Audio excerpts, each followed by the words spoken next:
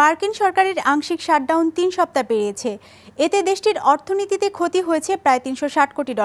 বিশ্লেষকরা বলছেন, শাটডাউন আরও ২ সপ্তাহ চললে ক্ষতি $৬০০ কোটি ছাড়াবে, যা মেক্সিকো সীমান্তে দেয়াল তৈরির ব্যয়ের চেয়েও বেশি। এমন তথ্য উঠে এসেছে S&P গ্লোবাল রেটিংয়ের প্রতিবেদনে। বিস্তারিত ডেস্ক রিপোর্টে। যুক্তরাষ্ট্রের ভার্জিনিয়ার গৃহিণী চের মিউজিকের পরিবারের একমাত্র উপার্জনক্ষম ব্যক্তি তার স্বামী। গেল ৩ সপ্তাহ ধরে বেতন পাচ্ছেন না সরকারের আংশিক শাটডাউনের কারণে।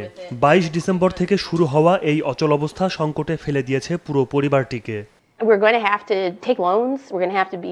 আমাদের এখন ক্রেডিট কার্ডগুলো ব্যবহার করতে হবে, এমনকি ধার দেনা করে চলতে হবে। আমি মোটেও এমন পরিস্থিতির ভেতর থাকতে চাই না।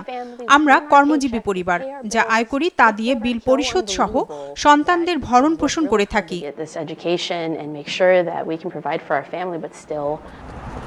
মেক্সিকো সীমান্তে দেয়াল নির্মাণ নিয়ে ডেমোক্র্যাটদের সাথে ট্রাম্পের টানাপোড়েনে চলা শাটডাউনে বেতন পাচ্ছেন না এমন প্রায় ৮ লাখ ফেডারেল কর্মী, যার মধ্যে রয়েছে বিমানবন্দরের কর্মী, এয়ার ট্রাফিক নিয়ন্ত্রক থেকে শুরু করে FBI কর্মীরাও।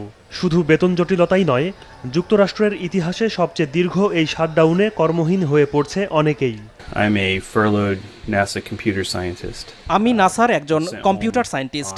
২২ ডিসেম্বর থেকে আমাকে সাময়িক ছুটিতে পাঠানো হয়েছে। তখন থেকে আমার বেতনও বন্ধ রয়েছে। আমার মেয়েকেও তার চাকরি থেকে ছুটিতে পাঠানো হয়েছে। সেও এখন আমার মতো বাড়িতে অলস সময় পার করছে। মার্কিন অর্থনীতিতে শাটডাউন কতটা প্রভাব ফেলতে শুরু করেছে তার একটি হিসেব কষেছে গবেষণা সংস্থা S&P গ্লোবাল রেটিং। সংস্থাটি বলছে, গেল শুক্রবার পর্যন্ত শাটডাউনের কারণে আর্থিক ক্ষতির পরিমাণ দাঁড়িয়েছে $৩৬০ কোটি, অর্থাৎ প্রতি সপ্তাহে মার্কিন জিডিপিতে ক্ষতির পরিমাণ $১২০ কোটি। শাটডাউন আরও ২ সপ্তাহ দীর্ঘ হলে ক্ষতির পরিমাণ $৬০০ কোটি ছাড়িয়ে যাবে বলে আভাস দিয়েছে S&P, যা মেক্সিকো সীমান্তে দেয়াল তৈরির খরচের চেয়েও বেশি। ইমতিয়াজ হাসান, বিজনেস রিপোর্ট, মাছরাঙা টেলিভিশন।